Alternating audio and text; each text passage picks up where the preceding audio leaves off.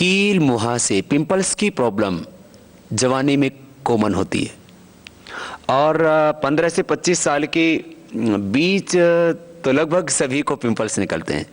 किसी किसी को ज़्यादा स्ट्रेस से या जेनेटिकली भी ये प्रॉब्लम होती है, ऐसा हमने हजारों लाखों लोगों के जीवन में देखा है।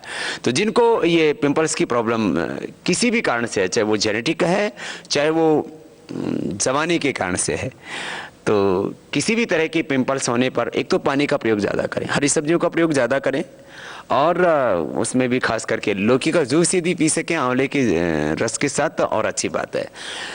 जितने भी गरम मसाले हैं या गरम चीज़ें हैं उससे पिंपल्स बहुत ज़्यादा हो जाते हैं। वैसे तो किसी किसी को गुड़ खाने से ज़्यादा पिंपल्स हो जाते हैं, किसी को और भी कोई गरम चीज़ खाते हैं तो उससे पिंपल्स हो जाते हैं। तो खाने पीने में गर्म चीज़ों से बचें। ज़्यादा नमक, ज़्यादा मीठा ये भी पिंपल्स को बढ़ाता है। और सुबह उठ कर के पानी ज़रूर पिएं। दिन में 3 से 4 लीटर लिक्विड पानी आपके शरीर में ज़रूर जाना चाहिए। और पिंपल्स के इलाज के तौर पर आयुर्वेद में ही इसकी प्रभावशाली औषधि है, इसका पूरा उपचार है। एलोपैथ में जो दवाएं दी जाती हैं उससे तत्काल आप कुछ लाभ पा सकते हैं। बहुत ज़्यादा पिंपल्स होने पर तो स्टीरॉयड दे दिया जाता है जो बहुत डेंजरस होता है, उससे डायबिटीज़ हो जाता है और उससे हमारी हड्डियां कमज़ोर हो जाती हैं, पूरा इम्यून सिस्टम हमारा उससे ख़राब हो जाता है। तो पिंपल्स के लिए सबसे अच्छा होता है घरेलू उपचार के तौर पर तो आप नीम के पत्ते 5-7 सुबह सुबह खा सकते हैं और चिरायता का गिलोय का पानी पी सकते हैं, वह पिंपल्स के लिए बहुत अच्छा होता है। कायाकल्प हम बनाते हैं, उससे हमने देखा है 2-2 गोली सुबह शाम खा लेते हैं खाली पेट, तो उससे पिंपल्स ठीक हो जाते हैं। एलोवेरा जेल लगाने से भी पिंपल्स में ज़बरदस्त लाभ होता है और जिनकी ऑयली स्किन होती है उनको भी पिंपल्स ज़्यादा होते हैं तो उसके लिए भी एलोवेरा बहुत अच्छा होता है। जिनकी ड्राई स्किन होती है उनके लिए भी एलोवेरा अच्छा, दोनों के लिए, जिनकी ड्राई स्किन है या ऑयली स्किन है दोनों के लिए एलोवेरा पीना भी और एलोवेरा जेल लगाना भी, ये दोनों ही पिंपल्स के लिए बहुत अच्छे उपाय हैं। कायाकल्प क्वाथ पिया भी जा सकता है, जिनको ज़्यादा पिंपल्स की प्रॉब्लम रहती है वो 1 चम्मच 1 गिलास पानी में पकाएं और 50 ग्राम रह जाए तो छान के पी लें। महामंजिष्ठार्यारिष्ट और खदिरारिष्ट ये दोनों ही पिंपल्स के लिए बहुत अच्छे हैं, इनका भी उपयोग करके आप पिंपल से बच सकते हैं। ऐसे बहुत सी चीज़ें हैं जिनको, जैसे मसूर की दाल है उसको जो है उसका जो आटा है उसको पानी में भिगो करके लगा दिया, उससे भी आप बच जाते हैं पिंपल से। और पका हुआ पपीता, पका हुआ केला, उसका भी आप लेप लगाते हैं, उससे भी आप बच जाते हैं इससे पिंपल से। और खीरा भी लगाते हैं, उससे भी ठंडक मिलती है चमड़ी को और उससे सफाई हो जाती है।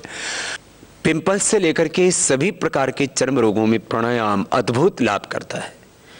जिनको वर्षों से पिंपल्स होते थे, जिनको 10-10, 15-15 साल से सोराइसिस की प्रॉब्लम थी, एक्जिमा की प्रॉब्लम थी, यहाँ तक कि लिकोडर्मा और स्क्लेरोडर्मा की प्रॉब्लम थी, उनको भी हमने प्राणायाम से अच्छा किया। इसलिए जिनको भी पिंपल्स या और भी कोई भी चर्म रोग है, स्किन डिसऑर्डर्स हैं, वे सभी भस्त्रिका, कपालभाति, बाह्य प्राणायाम और अनुलोम विलोम प्राणायाम तो जरूर किया करें। भ्रामरी उद्गीत प्राणायाम भी बहुत ज़रूरी है स्किन रोगों के लिए, क्योंकि चर्म रोगों का एक बहुत बड़ा कारण स्ट्रेस भी है। तो प्राणायाम से हम तनाव मुक्त हो जाते हैं और प्राणायाम से हमारा लीवर भी अच्छा हो जाता है, और जब आप स्ट्रेस फ्री होते हैं और आपका लीवर अच्छा होता है तब आप चर्म रोगों से बच जाते हैं। इसलिए भस्त्रिका ये 5 मिनट और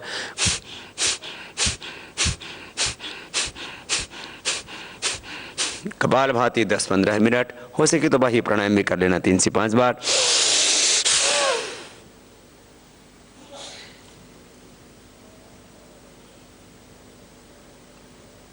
फिर अनुलोम विलोम 10 से 15 मिनट, फिर भ्रामरी और उद्गीत 3-3 बार, 5-5 बार जरूर करें। तो आपको न तो पिंपल्स होंगे और न ही कोई और दूसरे स्किन डिसऑर्डर्स। कांति लेप करके हम कई जड़ी बूटियों का एक मिश्रण तैयार करते हैं, जिसमें मंजीठ होता है, जिसमें हल्दी होती है, जिसमें दारू हल्दी होती है और गैरू और बहुत सी ऐसी औषधियाँ जो आपके चेहरे को साफ सुथरा रखती हैं, आपकी ओज, आभा, कांति, तेज, ग्लो को बढ़ाती हैं।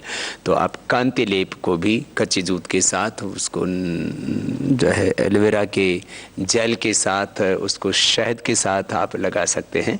उससे आप अपने चेहरे की खूबसूरती भी पा सकते हैं और पिंपल्स को भी मिटा लेते हैं।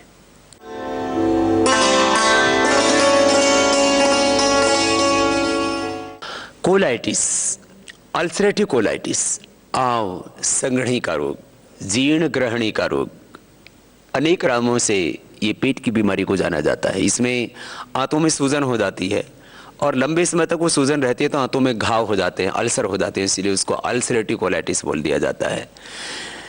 जिसमें इसी से लगता है अक्सर उसमें शरीर में स्वेलिंग होती है, सूजन होती है। जैसे अल्सरेटिव कोलाइटिस तो आंतों में सूजन, आर्थराइटिस तो हड्डियों में, मांसपेशियों में सूजन, ब्रोंकाइटिस तो फेफड़े में सूजन। तो आंतों में सूजन, इसका क्या इलाज है? एलोपैथी में इसका कोई परमानेंट क्योर नहीं है, लेकिन योग और आयुर्वेद को अपना करके प्राकृतिक चिकित्सा करके आप अल्सरेटिव कोलाइटिस को परमानेंट क्योर कर सकते हैं। और इसका समाधान है एक तो खान पान। जिनको भी अल्सरेटिव कोलाइटिस है वे दूध तुरंत बंद कर दें, घी तुरंत बंद कर दें और मीठा ना खाएं। मीठा, घी और दूध, ये तीनों दुश्मन हैं अल्सरेटिव कोलाइटिस के रोगी के। हाँ, छाछ पिएं और छाछ में लवण भास्कर चूर्ण डाल सकते हैं, हिंगवास्टेक चूर्ण डाल सकते हैं। आप घर में ऐसी ही छाछ बना करके थोड़ा जीरा और थोड़ा सेंधा नमक डाल करके उसको पिए। तक्रकल्प भी प्राकृतिक चिकित्सा में करवाते हैं। वैसे प्राकृतिक चिकित्सा यदि ली जाए तो अल्सरेटिव कोलाइटिस बहुत जल्दी अच्छा हो जाता है। घर में आप घरेलू उपचार के तौर पर छाछ का प्रयोग करें और अनार का प्रयोग करें और बेल का प्रयोग करें। अनार के दाने भी खाए जा सकते हैं अपने अपने प्रकृति के अनुसार। कोई 1/4 अनार खा सकता है, कोई आधा जो है अनार खा सकता है, कोई एक पूरा अनार खा सकता है।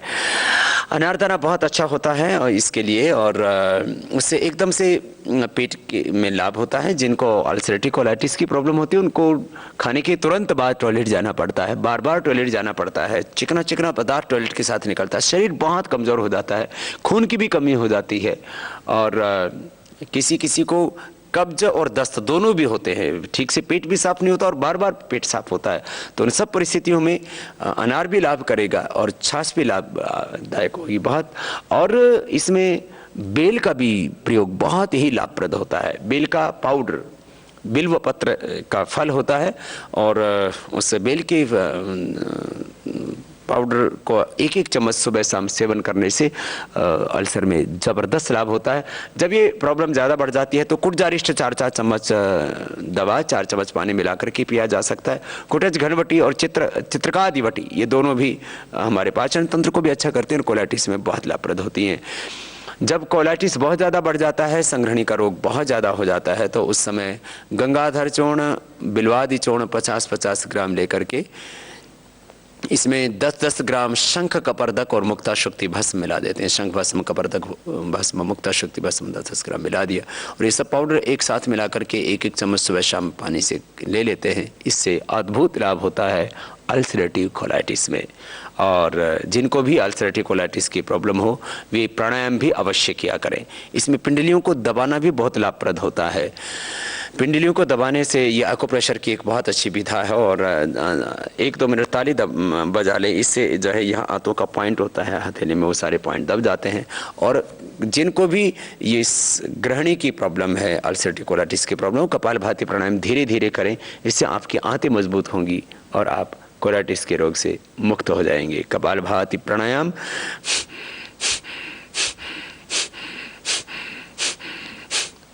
धीमी गति से, मध्यम गति से करना चाहिए। तेज कपालभाति प्राणायाम करने से आंतों पर सूजन बढ़ सकती है और यदि अल्सरेटिव कोलाइटिस है तो आपको आंतों से खून भी निकल सकता है। इसलिए अल्सरेटिव कोलाइटिस में 100% लाभप्रद होता है कपालभाति प्राणायाम। बस मध्यम गति से किया जाए।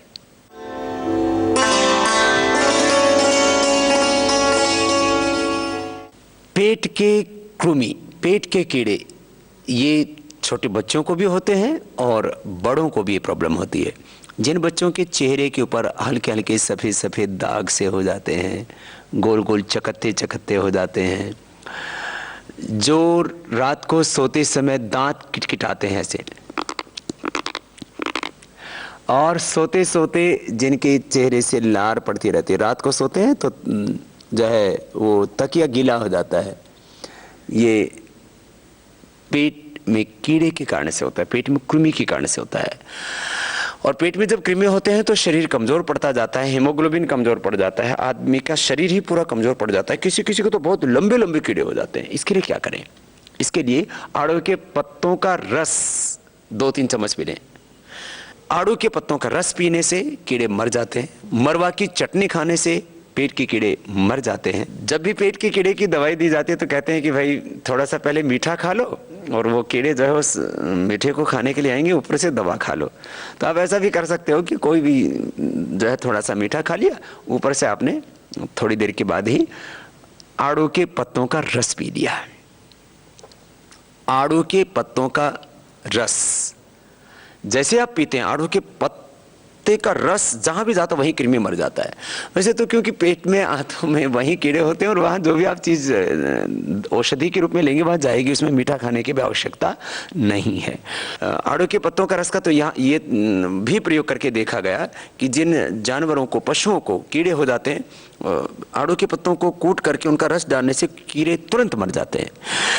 और कमीला चूर्ण, ये पंसारे के यहाँ से मिल जाता है, जो आयुर्वेद की जड़ी बूटियाँ दवाइयाँ रखते हैं। कमीला चूर्ण भी 1-2 ग्राम सुबह शाम खाने से पेट के कीड़े मर जाते हैं। छोटे बच्चों को भी पेट में कृमि हो जाते हैं, उनको आप कमीला चूर्ण भी दे सकते हैं और उनको अरविंद आसव पिला सकते हैं और विडंग आसव पिला सकते हैं। अरविंद आसव और विडंग आसव पेट के कीड़ों के लिए बहुत अच्छा होता है बच्चों के लिए। और पेट की कृमि के लिए टमाटर खिला देते हैं थोड़े नमक के साथ, उससे भी पेट के कृमि मर जाते हैं। और जो है खट्टी छाछ पिलाने से भी जो है पेट के जो छोटे छोटे कीड़े होते हैं बच्चों के, वो मर जाते हैं। ये पेट के कृमि कब पैदा होते हैं? जब आपकी आंतें कमज़ोर होती हैं। आंतों को सबल बनाने के लिए कपालभाति प्राणायाम बहुत ज़बरदस्त होता है।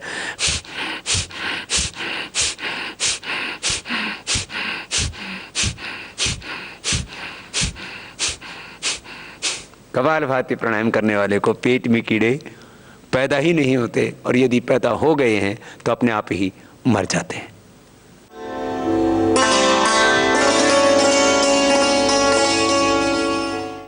स्वेलिंग, शोथ की बीमारी, किसी किसी को पूरे शरीर में सूजन हो जाती है, किसी को चेहरे पर सूजन हो जाती है, किसी को पैरों में सूजन हो जाती है, किसी को घुटनों में, पूरे शरीर में कहीं ना कहीं सूजन रहती है।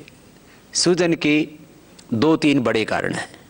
एक, शरीर में कहीं पर भी सूजन हो रही है तो ये इंडिकेशन है, संकेत है कि आपके शरीर में अंदर कहीं ना कहीं कोई इन्फेक्शन हो रहा है। तो पूरे शरीर में कहीं पर भी यदि इन्फेक्शन होगा तो वहाँ स्वेलिंग होगी। फेफड़े में इन्फेक्शन होगा तो फेफड़े में स्वेलिंग हो जाएगी। नस नाड़ियों में कहीं पर अंदर कुछ गड़बड़ चल रही है तो वहाँ स्वेलिंग हो जाएगी। घुटने में कहीं गड़बड़ हो रही है तो वहाँ स्वेलिंग हो जाएगी। हड्डियों में कहीं गड़बड़ चल रही है, मांसपेशियों में कहीं गड़बड़ चल रही है तो वहाँ स्वेलिंग हो जाएगी।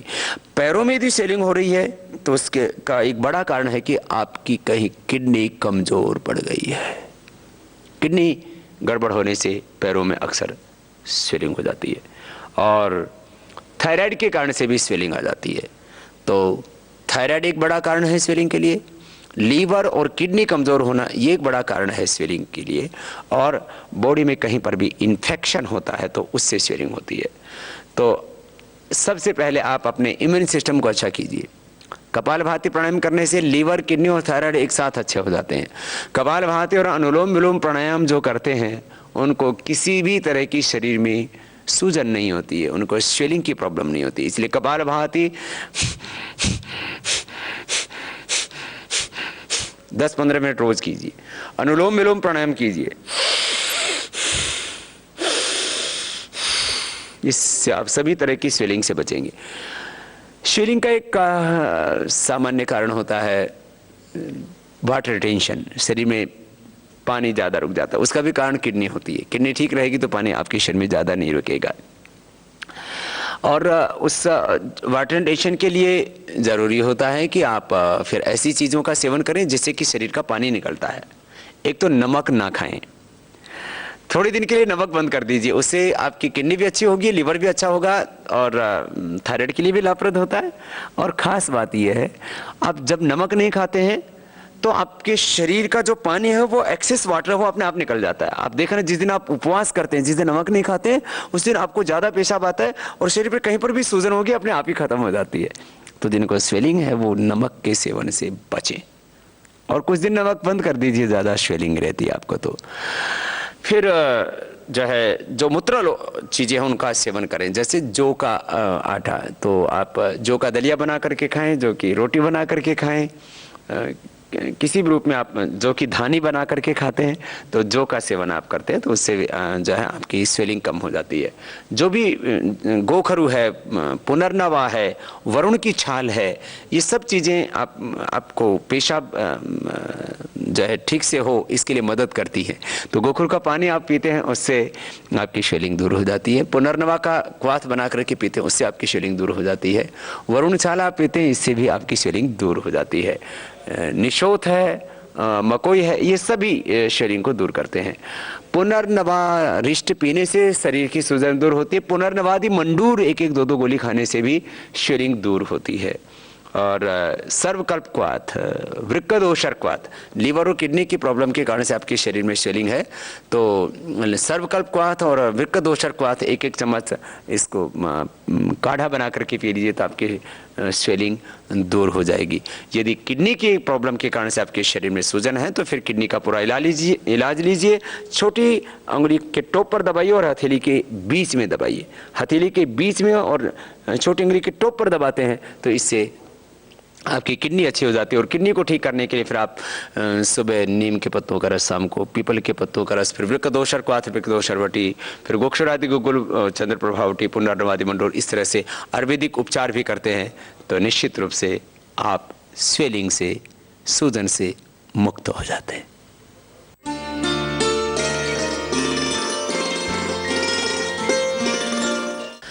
गठिया, आर्थराइटिस और रूमेटॉइड आर्थराइटिस, गाउट की प्रॉब्लम, ये ऐसी बीमारियां हैं जिससे लगभग दुनिया का हर दूसरा व्यक्ति पीड़ित है। और उम्र के आखिरी पड़ाव में तो अक्सर ये प्रॉब्लम सभी को हो जाती है।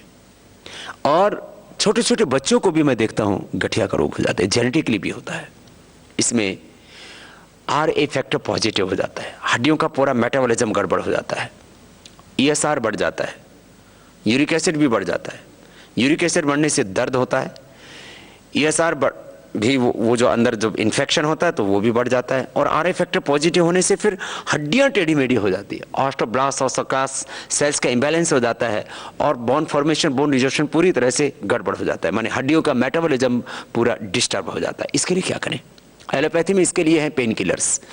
पेन मैनेजमेंट के लिए जो आप दवाई लेते हैं उससे आप दर्द को तो थोड़ा बहुत कंट्रोल कर सकते हैं, लेकिन आप आर्थराइटिस को क्योर नहीं कर सकते। इसलिए मॉडर्न मेडिकल साइंस में, एलोपैथी में आर्थराइटिस का कोई क्योर नहीं है, वहां कोई दवाई ही नहीं है। जब बहुत ज्यादा आर्थराइटिस बढ़ जाता है तो स्टीरॉइड दे देते हैं, उससे हड्डियां और खत्म हो जाती है, ऑस्टियोपेनिया, ऑस्टियोपोरोसिस, और हड्डियां पूरी तरह से उससे बर्बाद हो जाती है। जब बहुत ज़्यादा आर्थराइटिस बढ़ जाता है तो जो कैंसर में दवाएं देते हैं वही आर्थराइटिस के रोगियों को देने शुरू कर देते हैं। आर्थराइटिस जब ज़्यादा बढ़ जाता है तो एक एक जोड़ पर सूजन आने लगती है, फिर गांठें पड़ जाती हैं, इसलिए इसको गठिया बोलते हैं, और व्यक्ति की ज़िंदगी ठहर जाती है। क्या करें? इसके लिए एक दो घरेलू उपाय। मेथी रात को भिगो करके सुबह खाली पेट उसको खा ले, अंकुरित करके खा ले, उससे ज़्यादा गर्म भी नहीं लगती, नहीं तो किसी किसी को मेथी गर्म पड़ती है। हल्दी मेथी सौंठ का पाउडर करके खा लें, एक एक चम्मच सुबह शाम, जितना अनुकूल आए उतना ले लें। जिनको अल्सर हो, जिनको एसिडिटी बहुत ज़्यादा होती है, जिनको बवासीर हो उनको ये जो उपाय है हल्दी मेथी सूंठ का, ये समझ के करना चाहिए, थोड़ी मात्रा में इसको लेना चाहिए। लहसुन में 1-2 कली सुबह खाली पेट खा सकते हैं। मोथा घास उसका पाउडर करके 1-1 चम्मच लिया जाता है, वह बहुत ही लाभप्रद होता है गठिया के रोग के लिए। गठिया के रोग के लिए एलोवेरा का जूस ज़बरदस्त लाभ करता है। यद्यपि गठिया के रोग के लिए हम महावात विध्वंसन रस, प्रवाल पिष्टि, बृहत्वात चिंतामणि, पुनर्नवादि मंडूर, योगराज गुग्गुल, सिंहनाथ गुग्गुल, त्रयोदशांग गुग्गुल, इस तरह से अलग अलग प्रकार की औषधियाँ प्रयोग में लाते हैं। सामान्य रूप से किसी को भी जोड़ों में दर्द होता है तो हम एडवाइज करते हैं कि आप योगराज गुग्गुल 1-1 गोली ले लीजिए, चंद्रप्रभावटी 1-1 गोली खा लीजिए और शिराजित रसायन 1-1 गोली का प्रयोग कर लीजिए।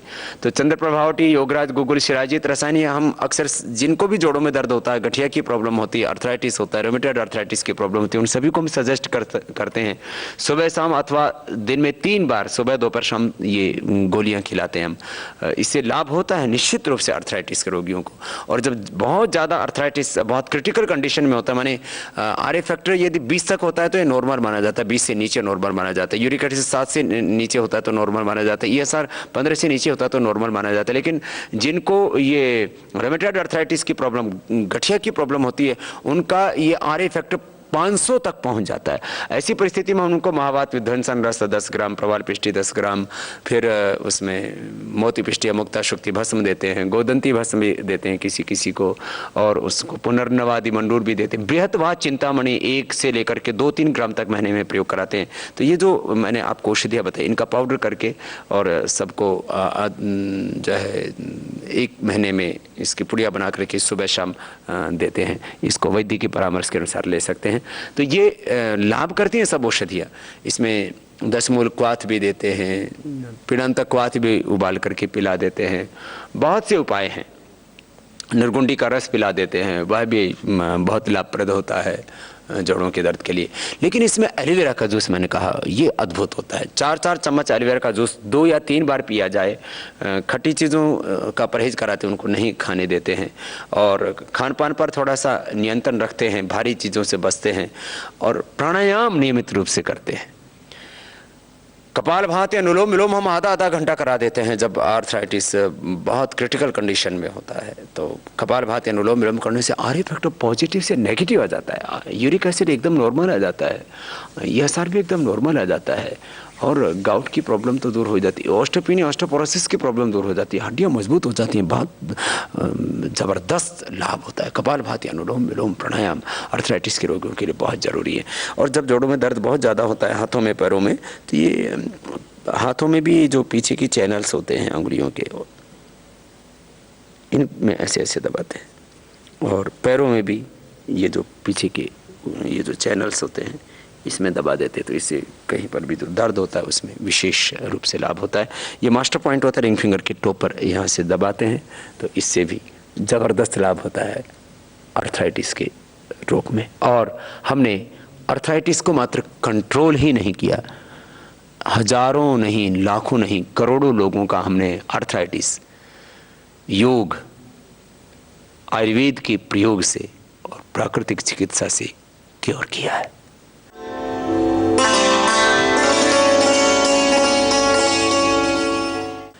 सोरायसिस और एक्जिमा ऐसे रोग हैं जिनका मॉडर्न मेडिकल साइंस एलोपैथी में कोई इलाज नहीं है। सोरायसिस में चमड़ी शरीर की बार बार उधड़ने लगती है, गोल गोल चकत्ते बन जाते हैं, हाथों में, पैरों में, पीठ में, पेट में, पूरे सिर में फैल जाता है। पहले चेहरे पर नहीं होता था, आजकल तो चेहरे पर भी हो जाता है, और इतनी भयंकर खुजली होती है आदमी सह नहीं पाता, और कई बार तो आत्महत्या तक करने की सोच लेता है। स्टीरॉयड लेकर के और कई तरह की जो है मलहम लगा करके आदमी कुछ दिनों तक तो कंट्रोल कर लेता है, फिर ये प्रॉब्लम हो जाती है। मैंने 10-10, 20-20, 30-30, 40-40, 50-50 साल तक लोगों को तरफते बिलखते देखा है सोरायसिस से। एक्जिमा भी ऐसे ही होता है, वो भी एक बार हो गया तो फिर बार बार वो होता है, और जो है बढ़ता जाता है, हाथ पैर में जहाँ पे हो गया वहाँ काला पड़ जाता है, फिर और वो आगे आगे बढ़ता ही जाता है, पूरी चमड़ी को खराब कर देता है, और वहाँ पर फ्रेश स्किन आ ही नहीं पाती है। क्या करें? एक तो प्राणायाम करें। सभी तरह के चर्म रोगों का मुख्य कारण है यकृत की विकृति अर्थात हमारा लीवर कमजोर हो जाता है। मैंने देखा है जिनको 30-30 40-40 सालों से 10-10 20-20 सालों से सोराइसिस की प्रॉब्लम थी, उन्होंने कपालभाति प्राणायाम आधा घंटा किया, आधा घंटा, और अनुलोम विलोम प्राणायाम भी 15-15 20-20 मिनट किया।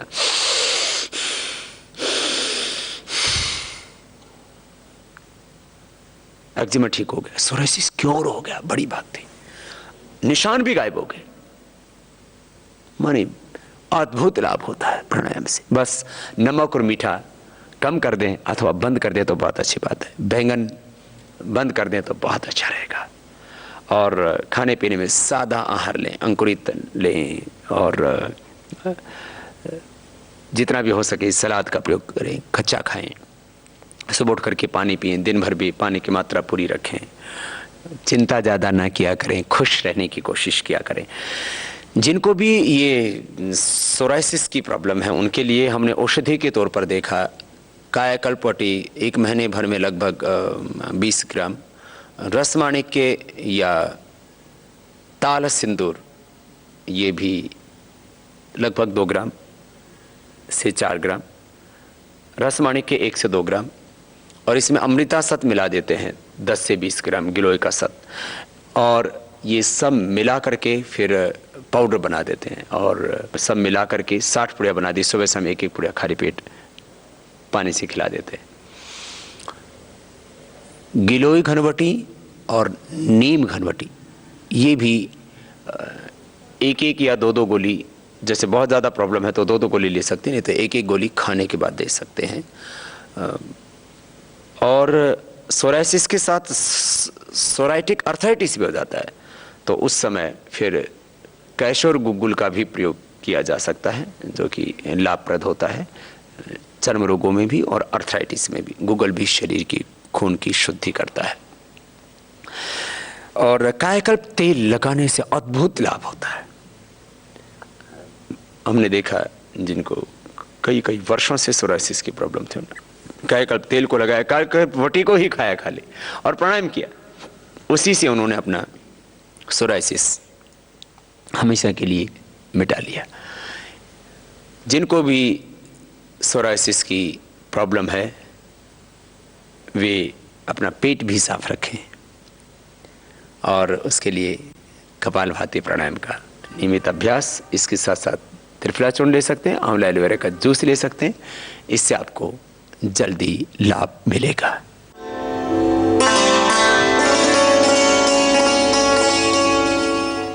हृदय रोग, हार्ट की प्रॉब्लम, कार्डियोवास्कुलर डिजीज और कॉरोनरी हार्ट डिजीज, हार्ट का इनलार्ज होना, हार्ट की पल्पिटेशन बहुत ज़्यादा बढ़ना, घबराहट होना, एंजाइटी होना, और फिर हार्ट के अंदर ब्लॉकेज, हार्ट का इजेक्शन फ्रैक्शन कम हो जाना, हृदय शूल, एंजाइना पेन होना, बहुत तरह की हृदय की बीमारियां हैं। इसकी 7 बड़े कारण हैं। High cholesterol, high BP, sugar, मोटापा, लेस फिजिकल एक्टिविटी, तंबाकू और जेनेटिक रीजंस के कारण से हार्ट की प्रॉब्लम होती है। हार्ट की कोई भी प्रॉब्लम है, चाहे टिकिकार्डिया की प्रॉब्लम है, चाहे एंजाइटी की प्रॉब्लम है, चाहे वो हार्ट इनलार्ज है, चाहे वो इजेक्शन फ्रैक्शन कम हो गया है, हार्ट के अंदर ब्लॉकेज है, किसी भी तरह की आपको हृदय की बीमारी है तो भस्त्रिका प्राणायाम धीरे धीरे करें, कपालभाति प्राणायाम भी धीरे धीरे करें, अनुलोम विलोम प्राणायाम धीरे धीरे करें, भ्रामरी उद्गीत प्राणायाम धीरे धीरे करें। ये प्राणायाम का पूरा पैकेज अद्भुत लाभ करता है और हृदय रोग किसी भी तरह का होता है ठीक होता है। हमने जिनका हार्ट इनलार्ज था उनको भी ठीक है, इजेक्शन फ्रैक्शन ये करीब 60 होना चाहिए, जिनका 20-25 पर आ गया था उन सब का हमने वापस जो है नॉर्मल किया, और सभी तरह के मेटल ब्लड प्रोलप्स से लेकर के तमाम तरह के हृदय के रोगों से हमने लोगों को मुक्ति दिलाई। प्राणायाम करवा करके, अर्जुन की छाल पिला करके, अर्जुन की छाल की चाय बना करके पी लेते हैं। अर्जुन की छाल 2-3 ग्राम ली और उसको करीब 1 गिलास पानी में पकाया और आधा ग्लास बच गया तब थोड़ा दूध डाल करके चाय की तरह पी लिया, और भी थोड़ा कम करके काढ़े की तरह भी उसको पी सकते हैं। किसी किसी को अर्जुन छाल थोड़ा सा गर्म लगती है अथवा उसे थोड़ा पीने में बकबकी लगती है तो उसकी धीरे धीरे मात्रा बढ़ा सकते हैं। दिव्य पेय के साथ, आयुर्वेदिक चाय के साथ भी उसको पी सकते हैं। अर्जुनारिष्ट 4-4 चम्मच खाने के बाद पी सकते हैं। हृदयामृत 2-2 गोली सुबह शाम, जो अर्जुन की छाल और दूसरी औषधियों से बनी होती है, उसका भी बहुत ज़बरदस्त लाभ होता है। हृदयामृत 2-2 गोली सुबह शाम ले लें। और ज़्यादा हार्ट की प्रॉब्लम होती है, एंजाइना पेन भी होता है, पल्पिटेशन बहुत ज़्यादा है, हृदय की क्षमता बहुत कम हो गई है, तो ऐसे में संगेसो पिष्टी, अकीक पिष्टी 5-5 ग्राम और उसमें जो है मोती पिष्टी और 2 से 4 ग्राम योगेंद्र रस भी उसमें 1 से 2 ग्राम मिलाया जा सकता है। ये सब पाउडर करके और जो है सब मिला करके इन पाउडर्स को 60 पुड़िया बना लेते हैं, सुबह शाम खाली पेट शहद के साथ ले लेते हैं, उससे अद्भुत लाभ होता है। हार्ट के रोगों के लिए एक्यूप्रेशर का पॉइंट होता है सबसे, जो छोटी उंगली उसके नीचे यहाँ ये जो रेखा है यहाँ दबाते हैं, इससे भी हृदय रोगों में अद्भुत लाभ होता है। हृदय रोगों के लिए लौकी का जूस बहुत ही लाभप्रद होता है। लौकी के जूस में तुलसी के पत्ते और पुदीना के पत्ते, 7 पत्ते तुलसी की, 7 पत्ते पुदीना के और 2-3 काली मिर्च मिला करके पी लेते हैं। इससे हार्ट के ब्लॉकेज से लेकर के कोलेस्ट्रॉल से लेकर के सब चीज़ें अपने आप ठीक होने लगती हैं।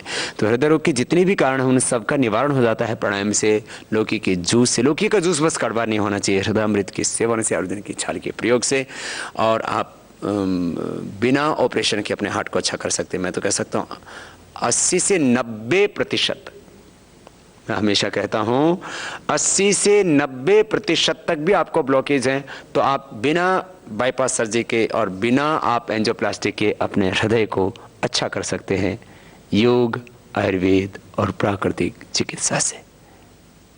योग, आयुर्वेद, स्वदेशी एवं व्यवस्था परिवर्तन की 4 बड़ी क्रांतियों के बाद पतंजलि योग पीठ द्वारा शिक्षा के क्षेत्र में आचार्य कुलम देश की सबसे बड़ी महाक्रांति होगी।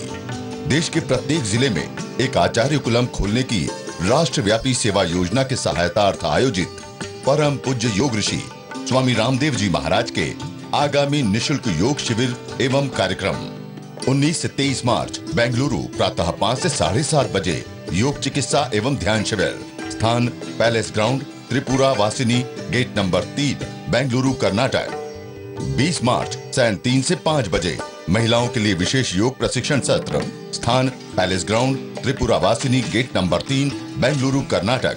21 मार्च सायं 3 से 5 बजे युवाओं एवं विद्यार्थियों के लिए विशेष योग प्रशिक्षण सत्र। स्थान palace ground, Tripura Vasini gate number 3, Bengaluru Karnataka. Acharyakulam के सहायतार्थ दान पत्र निकटवर्ती पतंजलि चिकित्सालय एवं आरोग्य केंद्रों में भी उपलब्ध।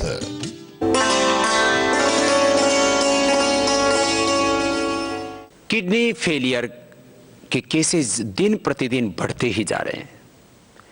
किडनी को संस्कृत में वृक्क बोलते हैं। वृक्क दोष बहुत तेजी से बढ़ रहे हैं। जैसे जैसे हम एलोपैथिक दवाइयां ज़्यादा खाते जा रहे हैं, जैसे जैसे हम फर्टिलाइजर्स, पेस्टिसाइड्स, इंसेक्टिसाइड्स का प्रयोग करते जा रहे हैं, इससे एक तरफ यूरिया, डीएपी और तमाम तरह के खतरनाक कीटनाशकों से, रासायनिक प्रयोग से जो हम खेती कर रहे हैं उससे किडनी का रोग बढ़ रहा है। बीपी, शुगर और कैंसर की बीमारी, इनफर्टिलिटी और चमड़ी के रोग, यहाँ तक कि मानसिक विकलांगता, विकलांग बच्चे पैदा हो रहे हैं, ये किडनी की प्रॉब्लम, और इसका इलाज कोई नहीं है। जैसे ही आपका क्रिएटिनिन लेवल 1.5 से ज़्यादा जाता है तो समझ लो आपकी किडनी खराब होनी शुरू हो गई। 2-3 जब क्रिएटिनिन लेवल पहुंचा तो समझ लो आपको फिर डायलिसिस कराना पड़ेगा और बाद में किडनी को ट्रांसप्लांट करना पड़ेगा। लेकिन हम मैक्सिमम लोगों को किडनी ट्रांसप्लांट से बचा लेते हैं। एक तो प्राणायाम करवाते हैं, प्राणायाम करते ही एकदम से क्रिएटिनिन लेवल कंट्रोल आ जाता है, आपकी जो है निष्क्रिय हुए किडनी की जो कोशिकाएं हैं, सेल्स हैं, वो सक्रिय हो जाते हैं। कमाल भांति प्राणायाम ये 5-10 मिनट से शुरू करके आधा घंटे तक करवा देते हैं। अनुलोम विलोम प्राणायाम ये भी आधा घंटा करवा देते हैं। बाकी 8 प्राणायामों का पूरा जो पैकेज है उसको करवाते हैं। सबसे छोटी उंगली के टॉप पर दबाते हैं और हथेली के बीच में दबाते हैं। जिनको ये किडनी फेलियर की प्रॉब्लम होती है उनका बीपी भी बढ़ जाता है, उनको फिर ये जो है रिंग फिंगर के टो पर भी दबाना चाहिए, ये भी बड़ा उसमें लाभप्रद होता है। जब बीपी बहुत ज़्यादा बढ़ता है किडनी के रोगियों का तो उससे और ज़्यादा किडनी फिर डैमेज होती है, इसलिए उनको मुक्तावटी भी साथ साथ खिला देते हैं। वृक्कदोषर क्वाथ 1-1 चम्मच और वृक्कदोषर वटी 1-1 गोली और पुनर्नवादी मंडूर आवश्यकता होने पर उसको चंद्रप्रभा वटी और गोक्षरादि गुगुल भी देते हैं। ये वैद्य के परामर्श आप पतंजलि चिकित्सालयों से ले सकते हैं। सुबह नीम के पत्तों का रस, शाम को पीपल के पत्तों का रस 1-1 चम्मच पिला देते हैं और हम देखते हैं कि जो निष्क्रिय हुए किडनी की जो सेल हैं वो सक्रिय होने लगते हैं, क्रिएटिनिन लेवल एकदम नॉर्मल आने लगता है। जिनका 14 पॉइंट तक पहुंच गया था उनको हमने ठीक किया और यूरिया जो 40 से नीचे होना चाहिए, जिनका 100, 150, 200 तक पहुँच गया था उनको भी हमने नॉर्मल किया है। प्राणायाम नियमित रूप से करा करके और आयुर्वेद की औषधियाँ दे करके इसमें प्रोटीन डाइट को थोड़ा कम कर देते हैं, नमक को तुरंत बंद कर देते हैं, नमक बंद करवा देते हैं, प्रोटीन डाइट कम करा देते हैं, दालें भी बंद करवा देते हैं और हम देखते हैं उसका फिर जैसे ही वो इलाज शुरू करता है मैक्सिमम लोगों को हम किडनी ट्रांसप्लांट से बचा लेते हैं। और जो प्रारंभ में हमारे पास में आ जाते हैं उनको तो डायलिसिस के लिए भी नहीं जाना पड़ता। डायलिसिस और किडनी ट्रांसप्लांट समाधान नहीं है, समाधान है कपालभाति, प्राणायाम, आयुर्वेदिक और प्राकृतिक उपचार।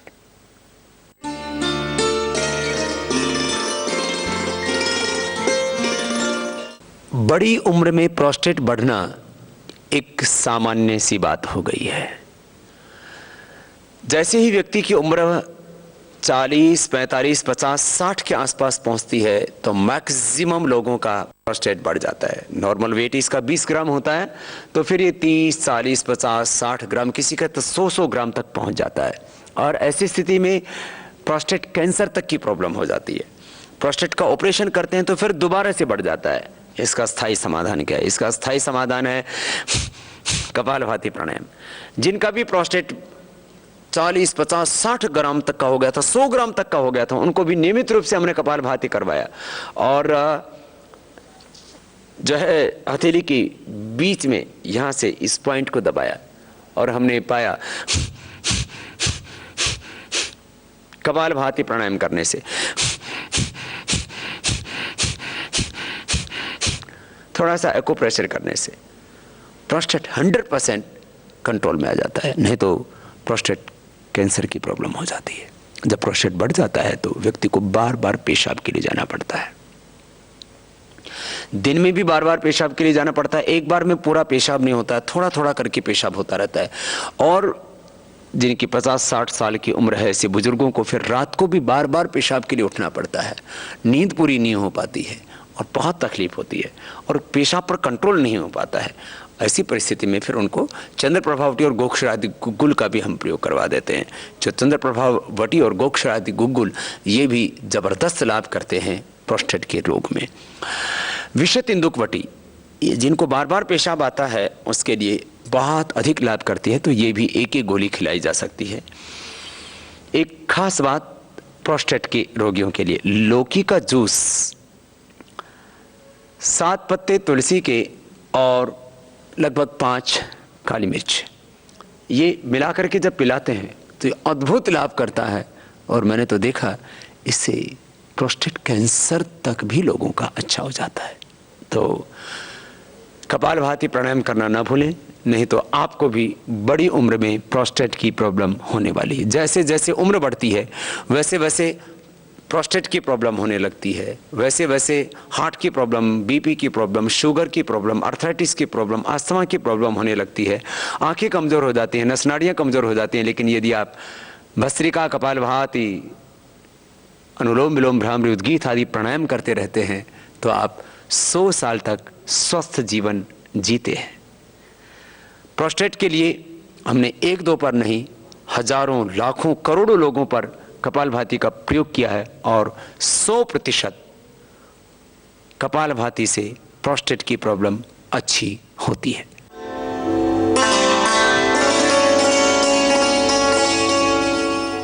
नक्सीर का रोग, नाक से खून आना, ये बच्चों में तो शिकायत होती है, बड़ी उम्र में भी कई बार ये प्रॉब्लम होती है।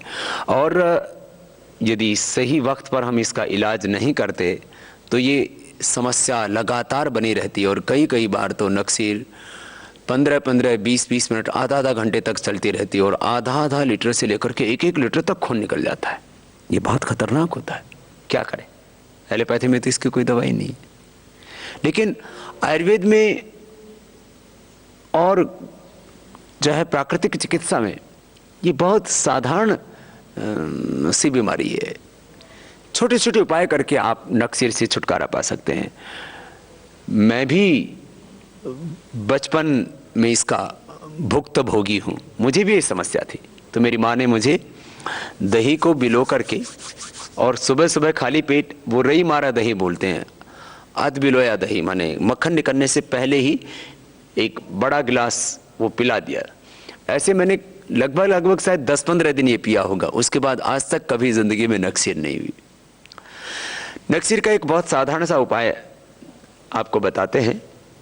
शीशम के पत्तों का रस निकाल के 5-7 बूंद एक नाक में, 5-7 बूंद दूसरी नाक में, शीशम के पत्तों का रस अथवा पीपल के पत्तों का रस ये नाक में डालने से नक्सीर हमेशा के लिए बंद हो जाती है। ऐसे ही नक्सीर जो है निकल रही हो और उसके लिए तुरंत क्या करें, तो तुरंत पीपल के पत्तों का रस अथवा शीशम के पत्तों का रस ये कूट करके उसका रस निकाल करके नाक में डाल दीजिए। एक क्षण में नक्सीर बंद हो जाती है। शीशम के पत्तों को कुछ दिन लगातार पीने से भी फिर कभी नक्सीर की प्रॉब्लम होगी नहीं। वैसे भी जिनके हाथ पैरों में बहुत पसीने आते हैं, पूरे शरीर में बहुत पसीने आते हैं, हॉट फ्लैशेस की प्रॉब्लम, बहुत गर्मी रहती है, शीशम के पत्ते बहुत ठंडे होते हैं। ये धातु रोगों से, लिकोरिया से लेकर के और ज़्यादा पसीना आना और हाथों पैरों में खास करके पसीना आना और नक्सीर आना, इसको की तो ये अक्सीर दवाई है। शीशम के पत्तों के साथ बिल्व के भी पत्तों का प्रयोग करें तो नक्सीर में जल्दी लाभ हो जाता है। जलनेति करने से भी नक्सीर की प्रॉब्लम दूर होती है और अनुलोम विलोम प्राणायाम ये भी नक्सीर की अक्सीर दवाई है।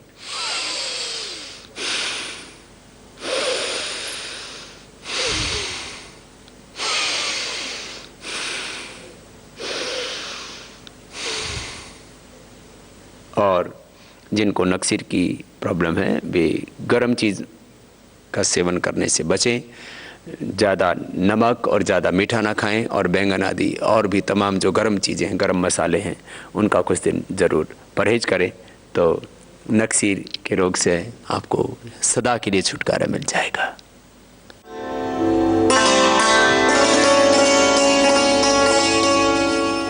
गर्भवती महिलाएं, प्रेग्नेंट लेडीज योग में क्या कर सकती हैं जिससे कि वो खुद भी स्वस्थ रहें और एक स्वस्थ बच्चे को वो जन्म दे सकें। आजकल जन्म से ही बीमार बच्चे पैदा हो रहे हैं। जन्म से ही बच्चों को हार्ट में छेद है, पैदा होते ही बच्चों को जॉन्डिस हो जाता है, जन्म से ही बच्चों को कैंसर हो रहा है, जन्म से ही बच्चों को आर्थराइटिस हो रहा है, जन्म से ही बच्चों को भयंकर स्किन की बीमारी हो रही है। सीपी चाइल्ड की संख्या बढ़ती जा रही है। मानसिक रूप से, बौद्धिक रूप से, शारीरिक रूप से विकलांग बच्चे पैदा हो रहे और पैदा होते ही बच्चों को जन्म से ही मस्कुलर डिस्ट्रोफी की प्रॉब्लम है। ऐसे खतरनाक रोग बच्चों को हो रहे हैं, उनके नाम सुनते ही अपने होश उड़ जाते हैं। स्वस्थ बच्चे माताएं पैदा करें, इसके लिए जरूरी है कि वो गर्भावस्था में योग करें। गर्भवती महिलाओं को बहुत धीमी गति से भस्त्रिका प्राणायाम करना चाहिए। कपालभाति प्राणायाम, बाह्य प्राणायाम यह उनके लिए वर्जित है। अग्निसार क्रिया भी वर्जित है। लेकिन थायराइड की प्रॉब्लम है तो उज्जाई प्राणायाम जरूर किया करें। अनुलोम विलोम प्राणायाम बहुत जरूरी है माँ का स्ट्रेस कंट्रोल करने के लिए, उसका बीपी कंट्रोल में रखने के लिए, उस माँ की मानसिक शांति के लिए और जो है बच्चे को भी पूरा ऑक्सीजन मिले उसके लिए।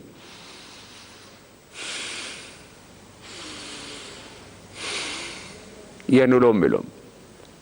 तो भस्त्रिका धीमी गति से, यह अनुलोम विलोम प्राणायाम बहुत धीमे धीमे, और उज्जाई मैंने कहा गले और थायराइड की प्रॉब्लम होने पर उसको करें। और भ्रामरी उद्गीत,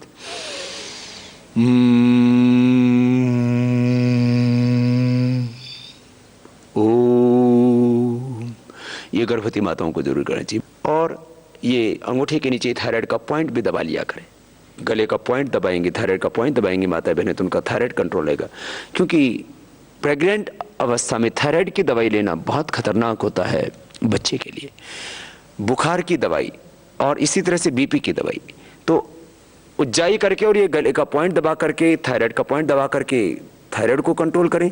बीपी की प्रॉब्लम हो जाती है तो मुक्तावटी एक एक गोली सुबह शाम चबा करके खा लिया करें, इससे बच्चे को कोई नुकसान नहीं होगा और आपका बीपी भी कंट्रोल रहेगा। बुखार होने पर पैरासीटामोल, क्रॉसिन और तमाम बुखार की दवाएं ना खाएं, इससे बच्चों को बहुत दिक्कत हो सकती है। आपके बच्चे विकलांग हो सकते हैं और बच्चों को पैदा होते डायबिटीज हो सकती है। इसलिए माताओं को गर्भावस्था में बुखार आने पर गिलोय का क्वाथ पीना चाहिए अथवा गिलोय घनवटी खानी चाहिए, अमृता सत लेना चाहिए, सुदर्शन घनवटी आदि ऐसी औषधि, आयुर्वेद की औषधियाँ लेकर के अपने बुखार को ठीक करना चाहिए।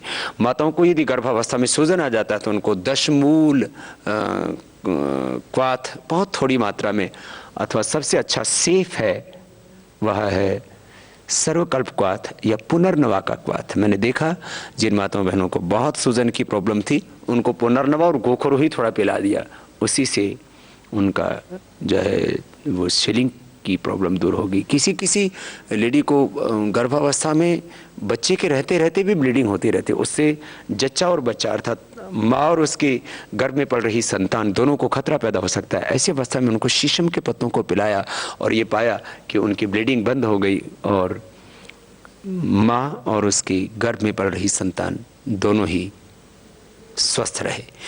ऐसे ये कुछ उपाय हैं योग के, प्राकृतिक चिकित्सा के, जो गर्भवती माताओं को जरूर अपनाने चाहिए। गर्भवती महिलाओं को प्रणव का, गायत्री का जप करना चाहिए, उनको स्वाध्याय करना चाहिए, उनको ध्यान करना चाहिए और अश्लीलता से बचना चाहिए। जो टीवी के ऊपर हम मर्डर और रैप और तमाम तरह की हिंसक और अश्लील प्रोग्राम देखते हैं, उससे बच्चों पर बचपन से ही कुछ संस्कार पड़ते हैं। इसलिए जो हमारी 16 संस्कारों की पावनी परंपरा है उसमें माताओं को जरूर दीक्षित होना चाहिए। गर्भवती महिलाएं यदि योग करेंगी तो खुद भी स्वस्थ रहेंगी और स्वस्थ बच्चों को जन्म देंगी। रामकृष्ण फिर से, दयानंद फिर से धरती पर, स्वामी विवेकानंद, भगत सिंह, चंद्रशेखर आजाद, महाराणा प्रताप, छत्रपति शिवाजी सुभाष चंद्र बोस जैसे क्रांतिकारी वीर और वीरांगनाएं, रानी चेन्नम्मा, रानी लक्ष्मीबाई जैसी वीरांगनाएं फिर से धरती पर पैदा होंगी।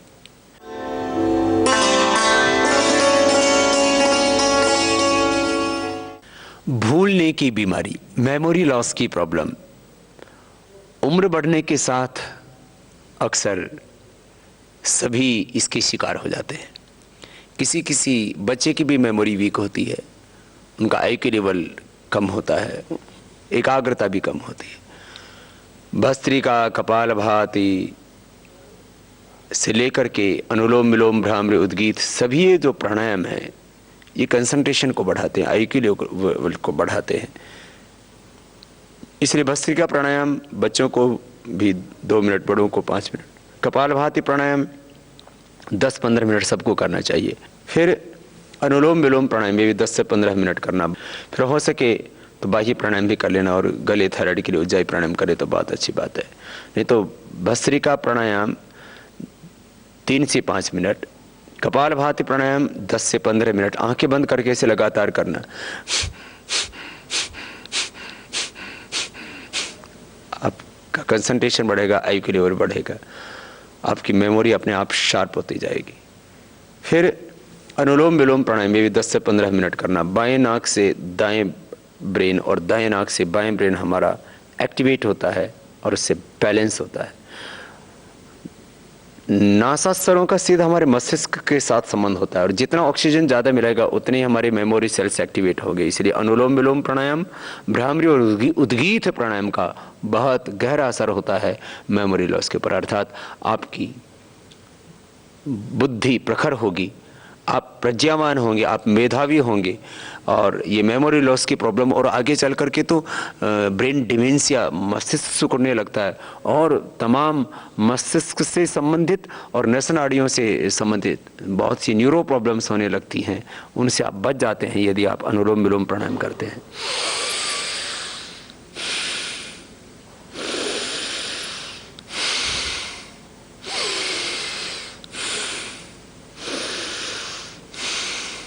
आंखें बंद करके आप 10 मिनट कपालभाति, 10 मिनट अनुलोम विलोम और 5 से 10-11 बार तक भ्रामरी उद्गीत प्राणायाम कीजिए। मेमोरी की प्रॉब्लम से आप पूरी तरह से मुक्त हो जाएंगे। मस्तिष्क ज़्यादा ही वीक है तो आप मेधावटी एक गोली सुबह शाम ले सकते हैं। ज़्यादा ही मस्तिष्क में दुर्बलता है तो आप 2-2 गोली भी खा सकते हैं। बादाम रोगन आप ले सकते हैं दूध के साथ। बादाम आप रात को भिगो के सुबह खाली पेट ले सकते हैं। अखरोट आप खा सकते हैं। बादाम और अखरोट मस्तिष्क के लिए बहुत अच्छे होते हैं। अमृत रसायन का सेवन कर सकते हैं। ब्राह्मी शंखपुष्पी का पाउडर भी आप सुबह शाम 1-1, 2-2 ग्राम ले सकते हैं। ज्योतिषमती मालकांगनी उसको बोलते हैं, उसके भी 2-3 बीज जो है वो आप पाउडर करके ऐसे दूध या पानी के साथ ले सकते हैं। वचा आयुर्वेद में मस्तिष्क के लिए बहुत अच्छी होती है, उसका भी 1-2 ग्राम जो है पाउडर आप दूध या पानी के साथ ले सकते हैं। गाय का दूध और गाय का घी ये मस्तिष्क के लिए बहुत अच्छा होता है। मेमोरी लॉस के लिए भी बहुत उपयुक्त है ये। ध्यान करने से, सांसों के ऊपर ध्यान करने से आपकी मेधा शक्ति प्रबल होती है। तो प्राणायाम और ध्यान ये कंसंट्रेशन को बढ़ाने के लिए, IQ लेवल को बढ़ाने के लिए, मेमोरी को शार्प करने के लिए बहुत ही महत्वपूर्ण होते हैं।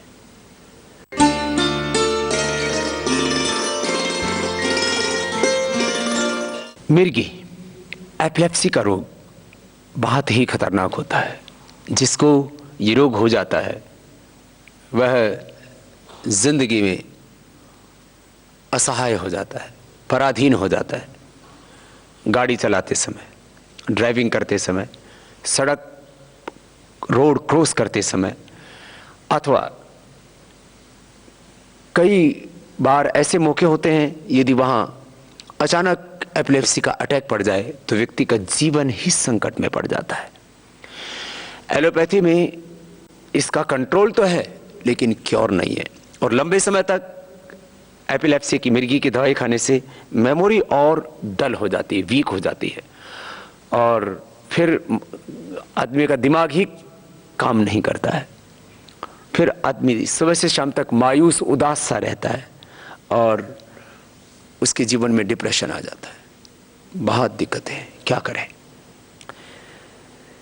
मैंने देखा है जिनको 20-30 सालों से, किसी किसी को तो 50 सालों से एपिलेप्सी के अटैक पड़ते थे, उन्होंने प्राणायाम किया, और प्राणायाम में भी मुख्य रूप से अनुलोम विलोम भ्रामरी उद्गीत ये ज़्यादा लाभप्रद होते हैं। यूँ तो 8 के 8 प्राणायाम भस्त्रिका, कपालभाति, बाह्य प्राणायाम, उज्जाई, अनुलोम विलोम भ्रामरी उद्गीत बड़ा लाभदायक होते हैं, लेकिन अनुलोम विलोम भ्रामरी उद्गीत ये 3 प्राणायाम विशेष रूप से लाभप्रद होते हैं एपिलेप्सी के रोगियों के लिए। ये प्राणायाम का अभ्यास करवाया और 1-1 गोली सुबह शाम मेधावटी की दी, जिसमें ब्राह्मी है, शंखपुष्पी है, उस्तखदूस है, गाजवान है, सौंफ है, वचा है, पुष्करमूल है, अश्वगंधा है, ये सारी औषधियाँ होती हैं। मेधावटी छोटी उम्र के बच्चों को 1-1 और बड़ी उम्र में 2-2 गोलियां भी हम देते हैं। मेधा क्वाथ वो भी 1-1 चम्मच पिला देते हैं, उससे भी अद्भुत लाभ होता है, काढ़ा बना करके पिला देते हैं। और किसी किसी को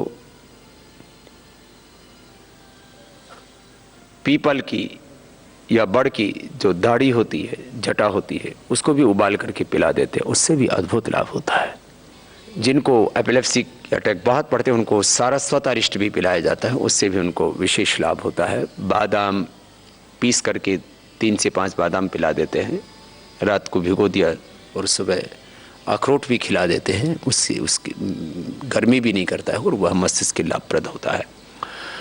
मेधावटी का प्रयोग करा करके और अनुलोम विलोम भ्रामरी उद्गीत प्राणायाम करा करके हमने बहुत लोगों की मिर्गी की प्रॉब्लम सदा के लिए ठीक की, उसको क्योर किया है। ये बड़ी बात है, एलोपैथी में ऐसा संभव नहीं है।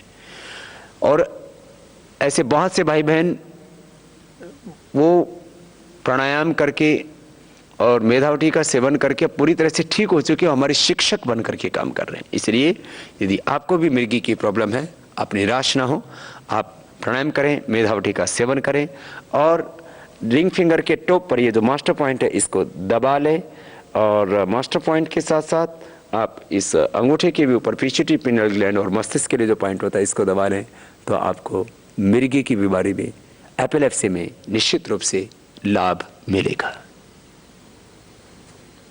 योग